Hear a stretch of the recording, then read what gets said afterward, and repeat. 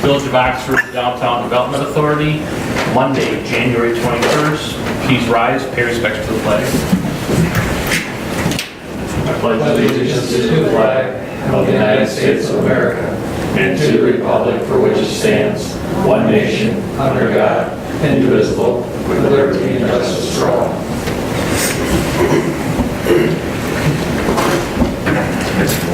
Could you do a roll call, please? Yes, sir. Nicole Ellsworth. Here. Dorothy Johnston. Here. Pete Schultz. Here. Susan Schur, she's resigned. I'm sorry, it says Schur on this list. Got the old one. Yep. All right, we'll go to Susan Oles. Absent. Elgin Nichols here. Rod Charles. Joe Frost. Absent. Michelle Klein. Here. You have a quorum. Thank you. Any public comment on non-agenda items? Seeing none. Consent agenda? Approval of the proposed agenda? I'll make a motion to approve it I'll support unless that. there's changes. We do need to add under 7, unfinished whole business, A, and that would be Susan Schur resignation.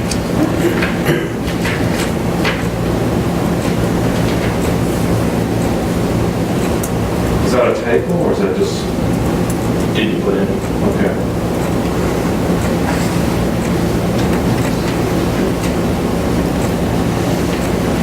And with that correction, all in favor? Approving the agenda? Yep.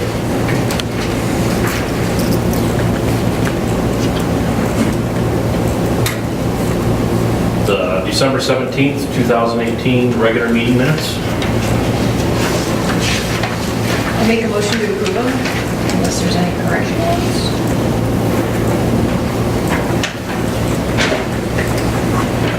Second. Been moved, supported. Any discussion? All in favor? Aye. Opposed? Same thing. And reports. I make a motion that we receive and file the following reports: police report, code enforcement report, DPW report, the executive director report, the revenue expense report, and the financial statement. I'll second. It's been moved, supported. Any discussion? All in favor? Aye. Opposed? Same thing. Bills? December? I make a motion that we approve the bills for $12,441.63. for December. I will second that. It's been moved, supported. Any discussion? Roll call? Nicole Ellsworth. Dorothy Johnston. Yes. Pete Schultz. Yes. Sue Oles, absent. Elgin Nichols, yes. Rod Charles. Yes. Joe Frost, absent. Michelle Klein. Yes. Motion is approved.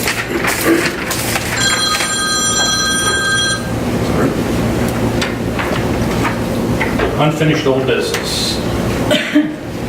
Susan Schur resignation, did she submit the letter, Glenn, or was that just taken upon her verbal at the last meeting? Just basis of her verbal. You can get a letter of resignation, except emails being passed, so Okay. I can get that as well. So we need a motion from the board to accept her resignation. A motion that we accept Susan Schur's resignation. I'll second that. It's been moved, supported. I would like to add to that, a thank you to her for her time on the board here and her service and serving on the committee also. All in favor? Aye. Opposed, same thing. New business, repairs to downtown lighting system. Invoice.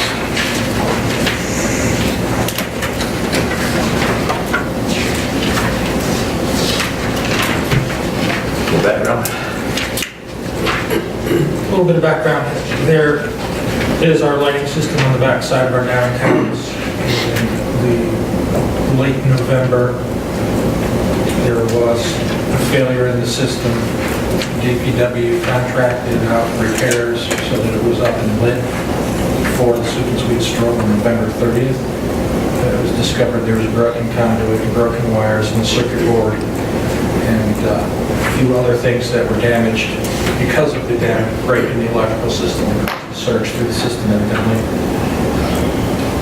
But we do have money in our budget for repairs on an annual basis. We don't designate what those are for. We just budget for repairs, so we don't know what's going to break. DPW does have a repair budget as well for that system, but it doesn't have enough in it to cover the scope of the damages that were discovered once they dug the hole in the ground. They were lucky they didn't have to do any boring underneath Burdick Street to repair this, so we got off cheap on this, actually, in my view. But, so DPW approached me saying, do you have money in a repairs budget? And I said, yes, we do, but I'll have to take it to my board to discuss it because we don't have a standing policy on this. We put it in the budget, but we don't have a policy direction on this. So I'm kind of looking for two things. One, how much do you want to contribute towards the repair for the lighting system? And two, kind of a policy decision in terms of what our cost sharing would be on repairs with the village. I'm unable to determine who owns those lights at this point in time. I haven't gone into the archives pre-1997 to determine who actually owns those lights, whether it's a DDA investment or a village investment. So I'm still working on that research.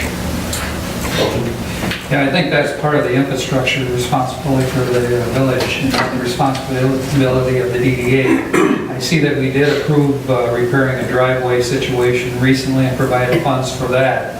Again, I would have not recommended that, and that would be the village's responsibility. I do know that the village had financial issues in the past in terms of budgetary. I understand that that has changed and they're in a more solid position now. I don't believe that this money should be used for this purpose, but would like to see it for repairing buildings, that kind of thing, you know, for the businesses downtown, facade grants, those types of things. I don't believe in the charter it says anything about us handling infrastructure.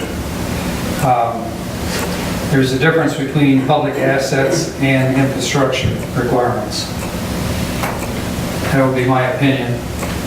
If they want to be charitable, I guess that would be something else, but I would be against this. Right.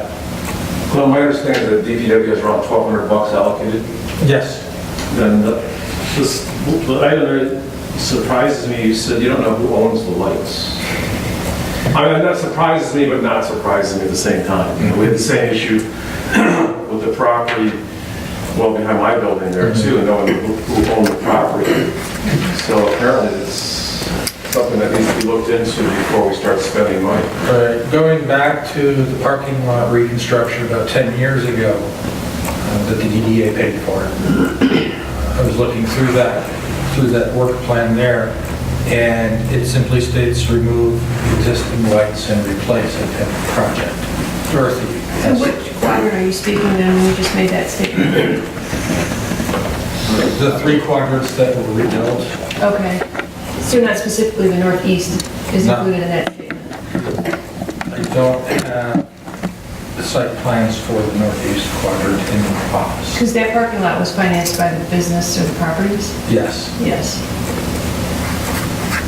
but the lighting in all four parking lots, the back with the droop and the large glass bowl, those were all purchased at the same time.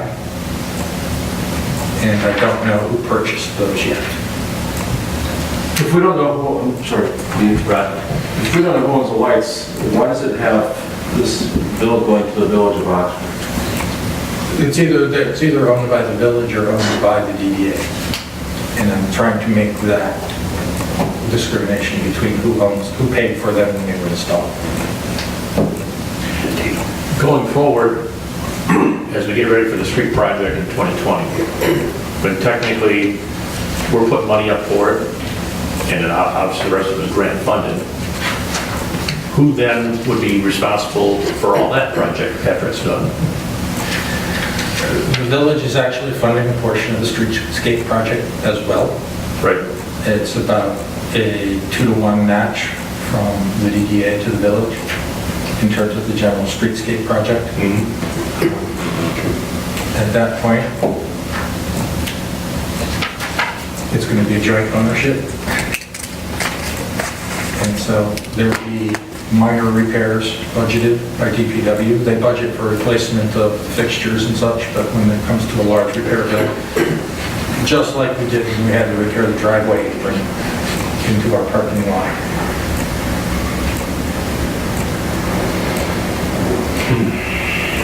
So that's kind of what I'm looking for, a policy decision in terms of, are we going to dedicate money to the repairs of the infrastructure in the downtown?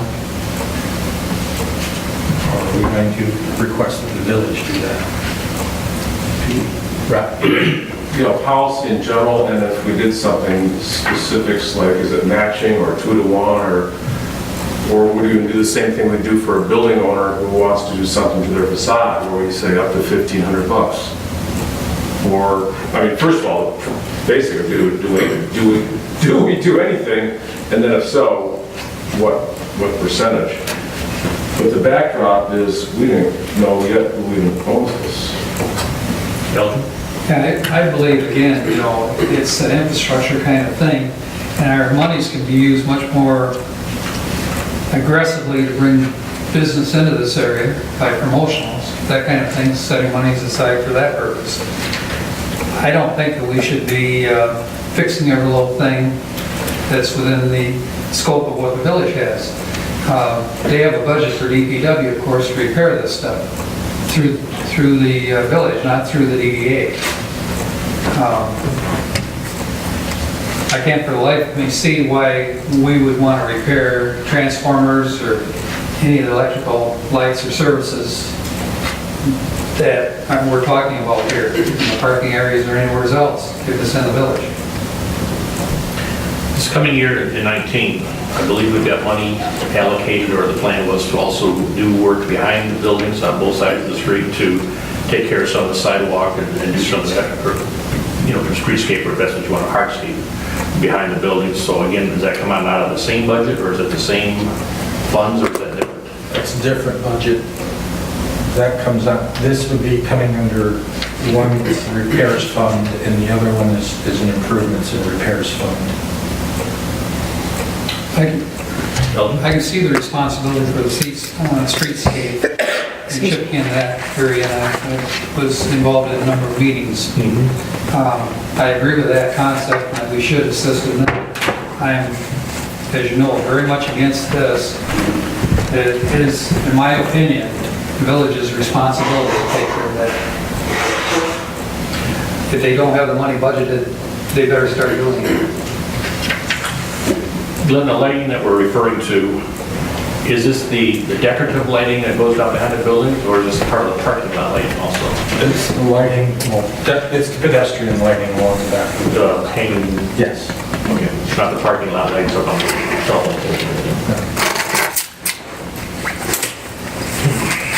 What's the board's pleasure? Is this I think we should table it. where we did the repairs behind Maps recently? Is this where the lighting is? I believe that's what it is. It's right behind. And it wasn't anything to do with the repairs that caused the lighting issues that we're having? Didn't they dig up a bunch of sidewalk and? There was excavation done next to creative embroidery on the south side of Burdick to reconnect the circuit back into the lighting system that goes up into the northeast quadrant parking lot. Okay.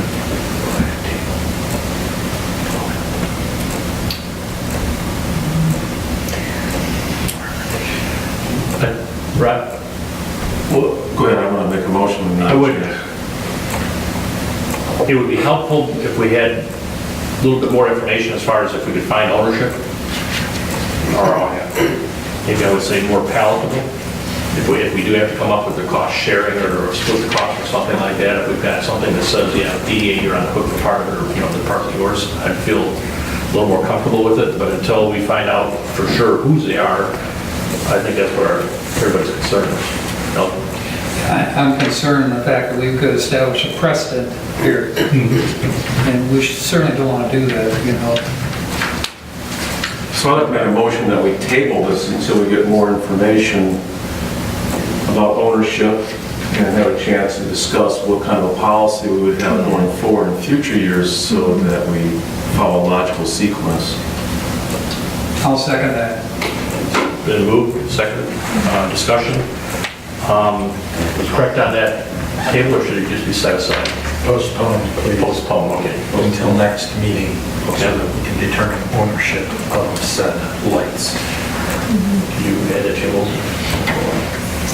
I'll make my motion that we'll postpone until we determine the ownership to the next meeting, so we can determine the ownership of the lights, of the lighting.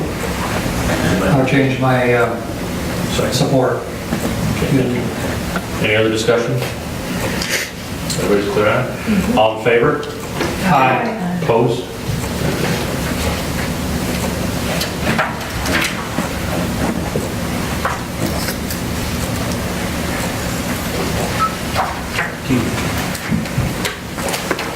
Introduction of municipal parking ordinance changes.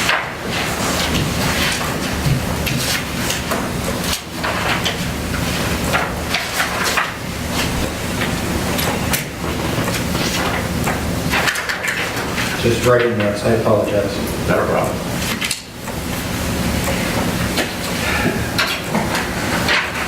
The design committee has been, one of the things I've been looking at is the parking situation. It's been raised through the streetscape construction season that one of the concerns from the task force is the availability of parking in downtown so people can continue to patronize the downtown businesses. One of the things that have come out of the design committee is there have been 3 parking studies in the last 10 years, and no action has been significantly taken on any of those parking studies. Included in your packet is a brief analysis that was included in the 2016 Alternative Transportation Plan for the village. What I would like to do at this time is move into a more formalized engagement system that we do when you're looking at changing the parking ordinances in the municipal lots. The scenario is this: we don't have a shortage of parking, we have a shortage of parking management and a shortage of turnover in our parking spaces. On any given day, one parking lot will be full, and the parking lot across Burdick Street will be less than half full. And so what we need to do is come up with a time pricing system to get the employees to the rear of the lots or to the overflow lot, such as at Village Hall or at Mill Street parking lot. And so what I'd like to do at this point is work with our planner and hold a series of public forums, gather input, talk about what we've looked at in terms of our analysis of the situation, previous recommendations for our utilization of the parking, and move through about a 4 to 6 month process where we engage the folks, the business owners, the residents, and gather their input on what they want to see in terms of parking changes. And my initial recommendations when looking at what we've got here in Oxford for parking that's owned by the village would be to have the spaces closest to the businesses be time priced or limited to 2-hour parking so that we're not getting employees parking next to the building.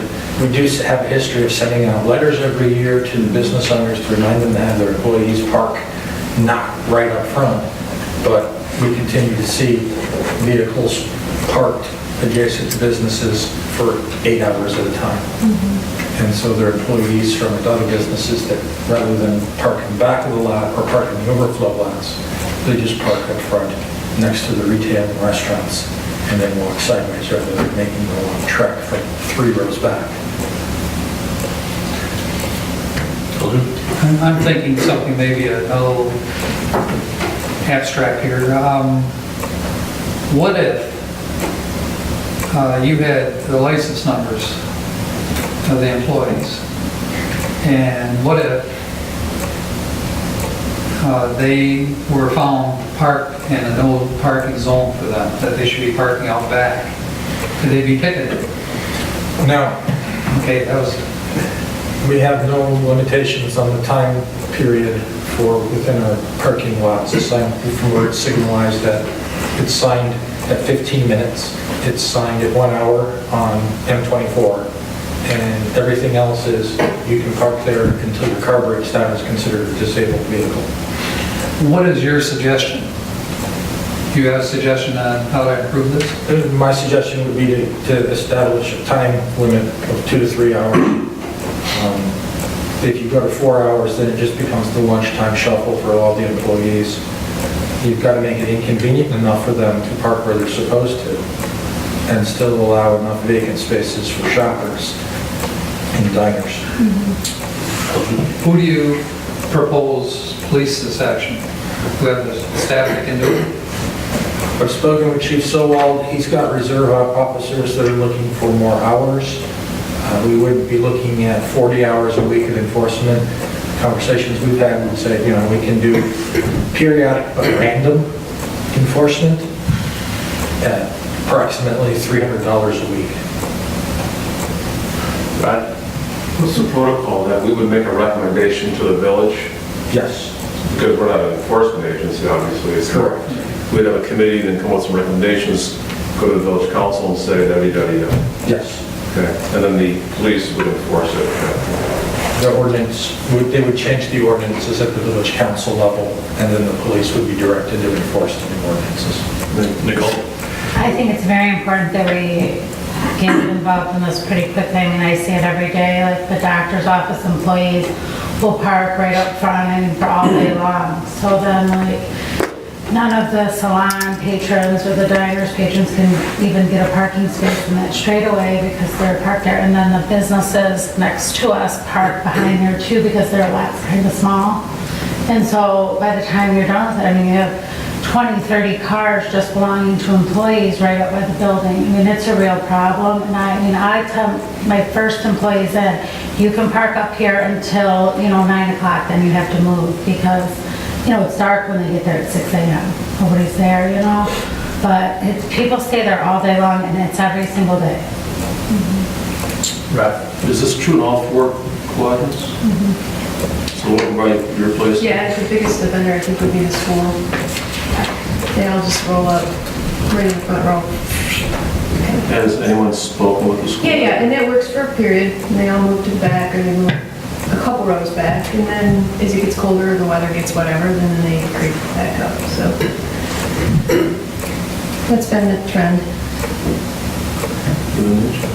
We're looking for a committee to be put forward.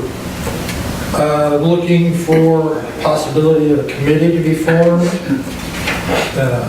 ad hoc basis, so a working committee, not one of our standing permanent committees. It's a project form committee. I would like to also reach out to the village council, get somebody on back to work with them so that they can brief the council. So, yes. A few volunteers. I'll do it. Nicole? I would really suggest that you have business people that Yeah, I'll are be on it. impacted by this. Depending on when you schedule this stuff. Nicole, Dorothy?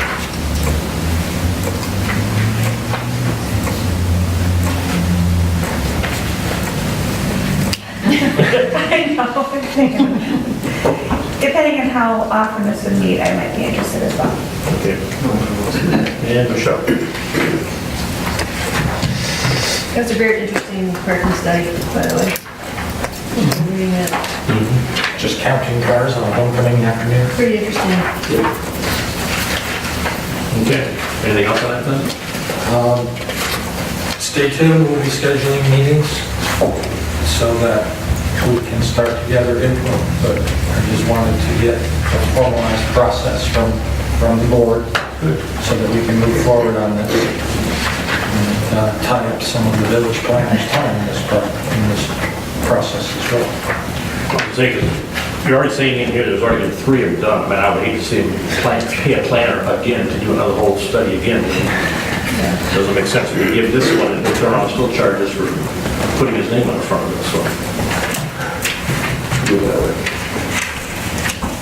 Well, I'm sorry, I was just going to say, I for one, am glad that Glenn Pape has stepped into this thing because it's been an ongoing problem, as everyone knows, kind of from a village standpoint, the business is downtown. So, great. There's an easy solution and there's a hard solution, and I'm trying to get to the easy solution for this that doesn't cost us as much money for signing and enforcement. Very good. Any items moved from consent agenda? Having none. Board member comments? Can I get a motion to form the committee, please? Okay. Back up. Make a motion that Glenn's got the power to make a parking lot committee, Support. preferably on Mondays. I'm just kidding. I'll support that. That's fine. Been moved and supported. I second it. And that motion is set preferably on Monday. Ready to hear that? I second that as well. Supported. All in favor? Aye. Opposed? Same thing. Very good. Board member comments? Right. Glenn, could you talk a little bit about the email you sent out about the two good things about the accreditation and then the historic, we're going to call it award, what was it? National Award. Last Thursday was our national accreditation. We had a team from Oakland County and Main State, Nebraska come in and evaluate our organizational performance. We do have some weaknesses in our organizational performance, we all know that. Their role is to come in and point those out to us, as if we don't know them. But we did get accredited for our performance last year. We'll be getting a letter out from consultant team, evaluation team, pointing out our strong points and our weak points and giving us suggestions for a plan of action to fix those things. The second one is I sent out an email on was the National Register of Historic Places listing. Attended that meeting in Lansing on Friday. I recommend that nobody else ever have to go to those. I left after 4 hours. But we were unanimously moved to the next round, which is going up to the Department of Interior National Park Service for listing. The one comment that was made by one of the board members in Lansing was Oxford is such a gem. And she was complaining that our nomination did not show all of the gorgeous detail that she knows exists in Oxford. So that's good news for us. The other good news about that is Michigan has a history of providing very detailed nomination forms. They have a much higher standard than some other states seem to do. So the federal approval is mostly a formality based on my discussions with the folks at SHPO. So those were the two things I sent out Friday afternoon. And we go from here. Now we wait for the government to reopen, and in about 60 days after the government reopens, we'll probably get a letter from My point on it is pretty exciting. There's two pieces of good news that we've been talking about right now. You know, the DDA's been over the last few years. You know, Dorothy's on the board for some time. We've gone from not having any money to bankruptcy, things like that. We've got the accreditation. At one time, we didn't have any accreditation. And that was the icing on the cake with the historic designation. So good job on, and good job for sending out the email too, by the way. Thank you. The communication thing, yeah. So, Elton. Yeah, I would just ask Glenn if you would like to summarize somewhat the position we're in on the M24 task force and what's occurring there as streetscape. Right now on the M24 project, we're looking at finalizing our design decisions. Last month, our 80% green and infrastructure plan went into place. They had placeholders on all of the furnishings and fixtures in downtown. So we're taking on a pretty aggressive schedule with the task force, meeting every other week to review development decisions in terms of the lights, the bike racks, the planters, all of those things that have to have a special exception from MDOT because it is a state highway. And so anything we put in the right of way that they're not used to, like a sign, requires them to have a special approval process. And those can take up to 6 months. So we have to get those in relatively quickly for approval. So we had a good 2-hour meeting last week with the task force and we're moving forward and it's been very productive. Thanks to all of you who showed up for that. So we're moving forward on that. February 6th, we have an 8-hour MDOT meeting to review the 8% plans. This is virtual. If you want to come into the village, into my office, I'll be sitting here with popcorn and refreshments while we watch MDOT argue over, that should be 6 inches to the left. Now, that's a technical design meeting, and it's going to be engineers from across the state going through piece by piece a 900-page document. Very good. Nicole? I just want to thank Glenn for all your work, and also give a special thanks to the DPW. They've really been getting it done out there. Vast improvement from last month, and especially from last year with the snow removal. They've been out there every night taking care of business. So we really, really appreciate that. Dorothy? I just enjoyed reading that parking thing. That was pretty cool to me. So thanks for including that. Very informative. Michelle, welcome again. Thank you for letting me be a part of the board. It's very interesting. Excited to learn more about this, and of course I'm on now 2 different committee meetings already, so thank you for being with me. I'd like to thank the board members that took part in Main Street Review last week. You know, took time off from your day to be here to go through everything, so we do appreciate that, and the extra support that was given at the end of the day for the wrap-up. It was down close, whether we were going to get accredited or not, and after some discussion, we did make it. So thank you for the board members for your work and support on that.